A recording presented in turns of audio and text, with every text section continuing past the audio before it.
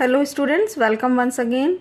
Students, आज हम study कर रहे हैं 2019 में आए हुए इम्पॉर्टेंट डायरेक्ट इनडायरेक्ट को।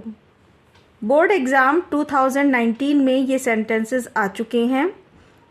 आज हम इन्हें समझते हैं कि हम किस तरह से डायरेक्ट सेंटेंस को इनडायरेक्ट में कन्वर्ट करते हैं। फर्स्ट सेंटेंस है the principal said inverted comma boys stand up. इस वाक्य को इम्पेरेटिव सेंटेंस कहा जाता है। यहाँ पर प्रिंसिपल अपनी बात किससे कह रहे हैं? बॉयज़ से, और ये कॉमा लगाकर अलग से लिखा हुआ है।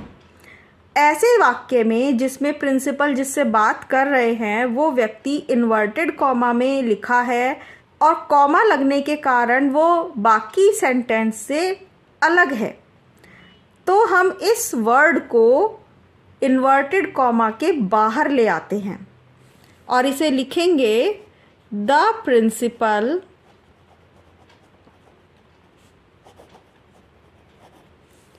ऑर्डर्ड, क्योंकि ऑर्डर इसलिए आया है, बच्चों को ऑर्डर किया जा रहा है खड़े होने के लिए। द प्रिंसिपल ऑर्डर्ड बॉयज़, और ये बॉयज़ हम यहाँ की जगह इन्वर्टेड कॉमा से पहले लिखेंगे। फिर इस इम्पेरेटिव वाक्य को टू से ज्वाइन करते हैं। Principal ordered boys to stand up. Imperative वाक्य में कोई चेंजेस ज़्यादा नहीं करने होते हैं, केवल एक सिंपल तरीका ये फॉलो किया जाता है। नेक्स्ट सेकंड सेंटेंस है the boy said. Inverted comma के बाद विल लिखा है, इसका मतलब ये वाक्य प्रश्नवाचक है। Will the teacher not teach us today? और क्वेश्चन मार्क।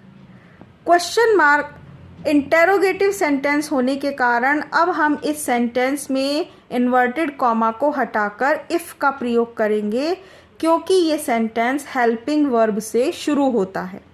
और यहाँ सेड को बदलकर लिखेंगे asked. The boys asked if teacher. Teacher जो सब्जेक्ट है वो थर्ड पर्सन के अकॉर्डिंग है, तो ये चेंज नहीं होगा। If the teacher,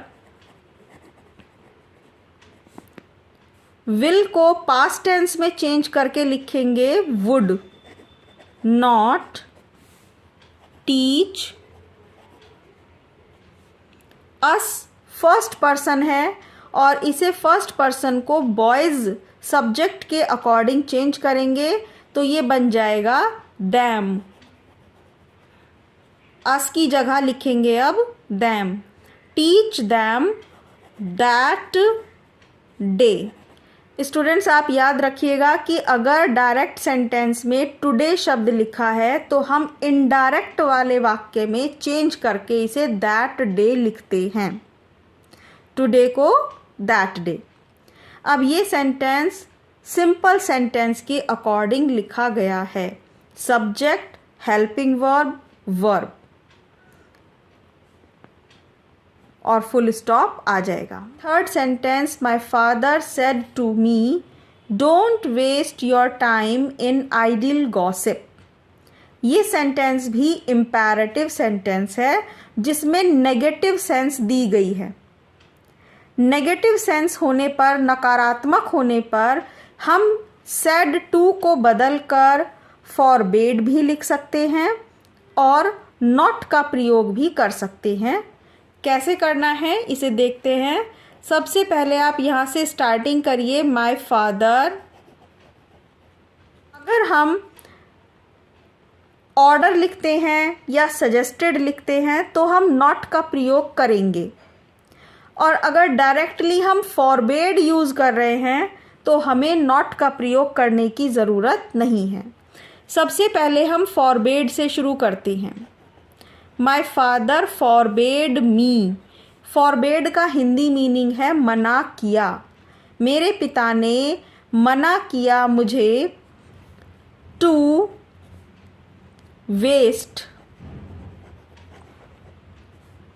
my time. अब योर टाइम जो है ये योर टाइम चेंज होगा मी के अकॉर्डिंग। क्योंकि यू सेकंड पर्सन से रिलेटेड है, सेकंड पर्सन चेंज होता है रिपोर्टिंग वर्ब के सब्जेक्ट से। तो यहाँ ये चेंज होगा मी, और मी के अकॉर्डिंग माई आ जाएगा। My father forbade me to waste my time in ideal gossip. एक तरीका तो ये है जिसमें हम फॉरबेड यूज़ करते हैं। सेकंड टाइप है इसका जिसमें हम कोई और वर्ब यूज़ करके नॉट का प्रयोग भी कर सकते हैं। My father ordered me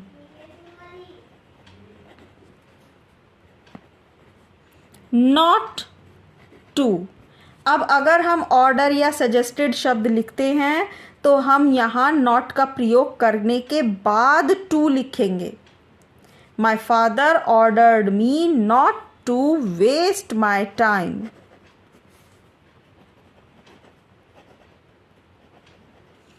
in ideal gossip. I hope student आपको ये सेंटेंसेस समझ में आ रहे हैं। तो प्लीज़ इस वीडियो को लाइक करना नहीं भूलिएगा, और चैनल को अभी तक आपने सब्सक्राइब नहीं किया है तो इस चैनल को सब्सक्राइब भी कर लीजिए। देखते हैं नेक्स्ट सेंटेंस नंबर 4 से। Kanak said to him will the teacher not teach us today. ये वाक्य भी प्रश्नवाचक है। विल हेल्पिंग वर्ब से स्टार्ट है तो इन्वर्टेड कॉमा की जगह इफ का प्रयोग करेंगे और सेड टू की जगह asked. Kanak asked him if के बाद टीचर हमारा सब्जेक्ट है तो थर्ड पर्सन है, ये एज इट इज आ जाएगा। इफ द टीचर विल का वुड हो जाएगा, not teach. I think student ये सेंटेंस दोबारा से आपको सेम नज़र आ रहा होगा। इस वाले सेंटेंस में और ये वाला सेकंड नंबर वाला सेंटेंस दोनों स्पीच एक जैसी हैं। Will the teacher not teach us today, उसमें भी इसी तरह से लिखा है will the teacher not teach us today, लेकिन वर्ब अलग अलग है। इसमें लिखा है बॉयज सेड और नंबर 4 में लिखा है कनक सेड टू हिम। इसके वजह से थोड़े से अलग चेंजेस आ गए हैं। अब जैसे हमने यहाँ लिखा टीचर वुड नॉट टीच, अस यहाँ पर फर्स्ट पर्सन से रिलेटेड है और फर्स्ट पर्सन होता है कनक से चेंज, यानी कि रिपोर्टिंग वर्ब के सब्जेक्ट से।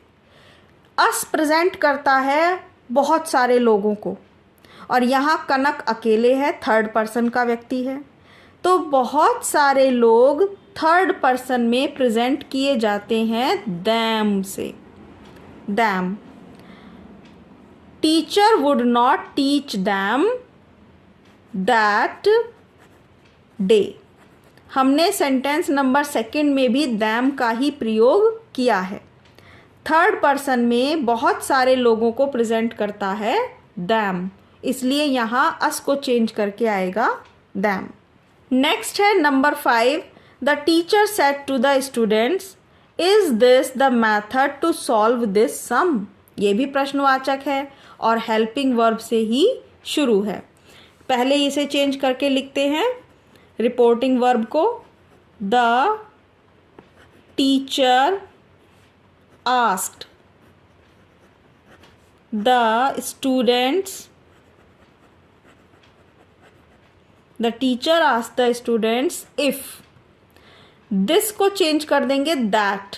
इफ दैट और इज की जगह पास्ट टेंस हो जाएगा was. If that was the method to solve that sum. This को चेंज करके इनडायरेक्ट में लिखते हैं दैट। नेक्स्ट है number 6। He said to me wash your face. अब ये सेंटेंस इम्पेरेटिव है। इन्वर्टेड कॉमा को हटाकर टू का प्रयोग करेंगे और यहाँ पर इस सेंटेंस के अकॉर्डिंग जो फीलिंग आप देख रहे हो कि भाई सजेशन दी जा रही है, तो यहाँ सेड टू को चेंज करके सजेस्टेड आ जाएगा। He suggested me to wash, your की जगह यू चेंज होगा मी से, तो माई फेस आ जाएगा, my face. He suggested me to wash my face. The last sentence is the teacher said to the boy give me your book. ये sentence order way में teacher कह रहा है बॉय से, तो यहाँ सेड टू को चेंज करके लिखेंगे ordered. The teacher ordered the boy to give, और मी फर्स्ट पर्सन है, टीचर से चेंज होगा तो आएगा हर, क्योंकि टीचर के लिए हम शी या ही का प्रयोग करेंगे।